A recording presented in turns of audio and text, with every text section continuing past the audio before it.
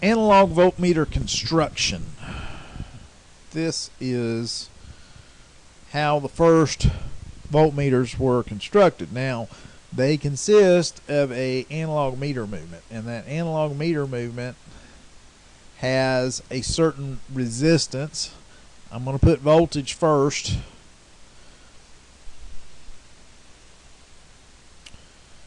I'll put voltage first. Then I'm going to put current. Most of them has maximum current that they allow. And so let's just say our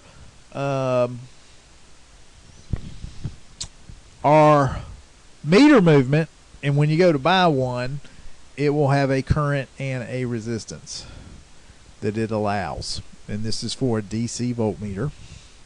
So let's say it will do 50 microamps. Now let's do 25 microamps. Okay. So we know it's rated at 25 microamps. So anything over 25 microamps will destroy that meter movement, or it will peg it, which could mechanically damage it. So the whole point here is we want to avoid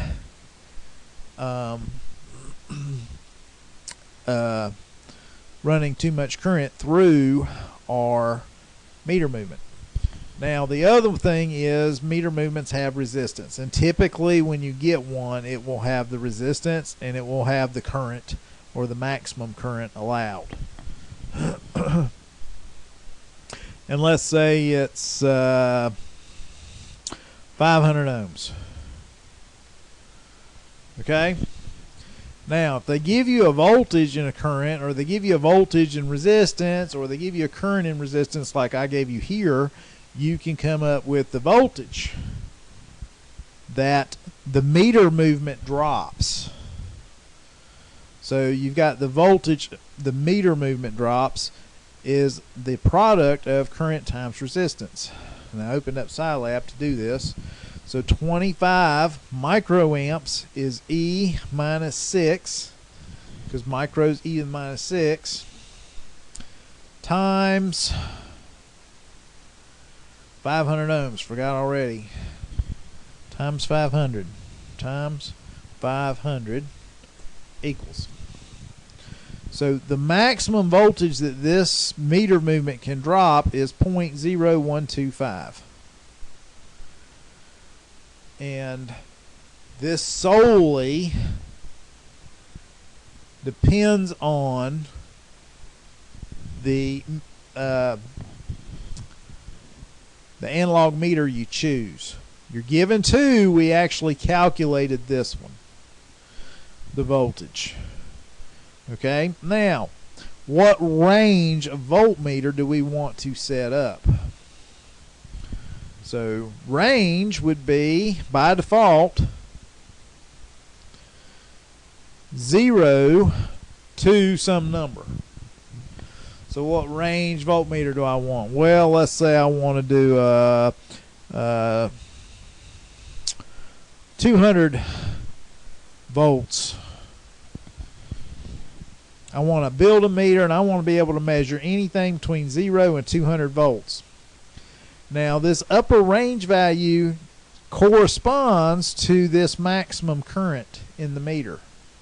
So if you set it for 200 volts or build it for 200 volts and you put it in a circuit that's got more than 200 volts, then your current will exceed 25 microamps and you will hurt your meter. Now in a series circuit, our voltage drops are different, but our current's the same. So if I have a 200 volt source supplying a resistor in series with my meter movement, I know I'm limited to 25 microamps. So 25 microamps. Well, I've got it right here. The voltage drop on my meter movement is 0.0125. So the difference between 200 volts that I'm putting in the circuit and 0.0125 is you just subtract it. 200 minus 0.0125. 0.0125. There is a shortcut in Scilab. So 199.9875. 199.9875. So that 200 volt drop is 199.9875. Fat finger. Plus 0.0125. All that adds up to 200. These are my voltage drops. Now my current's the same. So now we know what a voltage drop is. So I'll just move it out here. And this is for the series resistance. I know what the voltage drop has to be. It's 199.9875. I know how much current is got to go through it, because it will be the same as the meter movement, 25 microamps. And this should be volts. Always add a unit, always. So what I don't know is the ohms. I need to know the resistance I have to put in series. But since I know voltage and current, I can use Ohm's law to come up with that value. So I need 199.9875 volts divided by 25 microamps. So 199.9875 divided by 25 microamps, which we used up above, 25E minus 6. Now that's a big number. So here's my decimal. If I go 3 places, 1, 2, 3, 4, 5, 6, I got almost an 8 megohm resistor.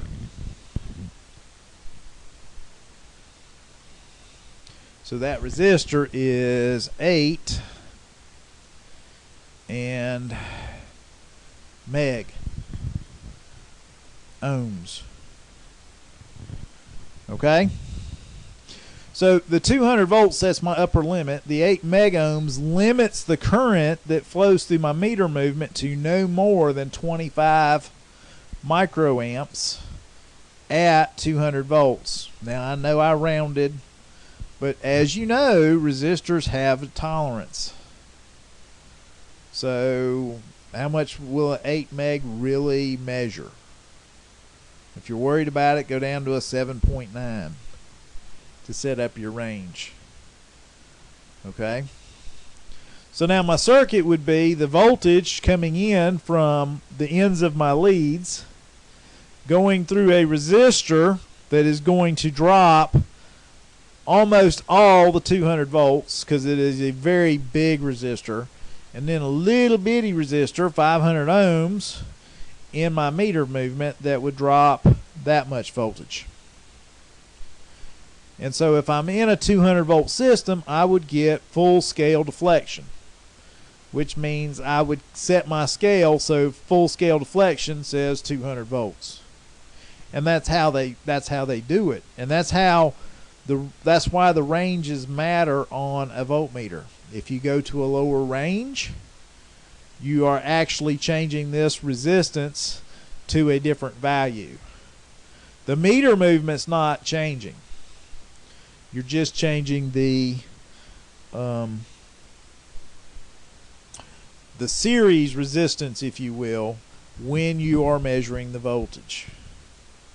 So that's pretty interesting. So now if I design this for 200 volts and I only apply 100 volts to it, how much will my current be in the circuit? Well, 100 volts, this would be half. So what's going to happen here? It's going to wind up being half. And what's going to have to happen here? It's going to wind up being half. So if I'm only dropping half the voltage, I've got to have half the current, because this resistance can't change. And this resistance can't change. So if I half the voltage drop, I have to half the current, because as you remember, V equals IR. So if I cut V in half and I can't change R, I has to also be cut in half. So we're getting that from Ohm's law. And if I run 12.5 microamps through my meter movement, I should get approximately half scale deflection, which should line up to 100 volts. If I'm on a 200 volt scale for full range, 100 volts would be half scale, and that's what it should line up to. And that is how you can build a analog voltmeter, DC voltmeter. All you got to have is the coil, and you got to know its specs, and you can buy them. And then you got to have access to some resistors, and you probably want to be pretty precise. It just make it more accurate in the long run, but you can set it up for any scale you want. It's just doing a little calculation and coming up with the components you need. Anyway, that is an analog DC voltmeter construction. I'll go ahead and put the DC in here. There you go. Analog DC voltmeter construction. Alrighty. Thanks for watching.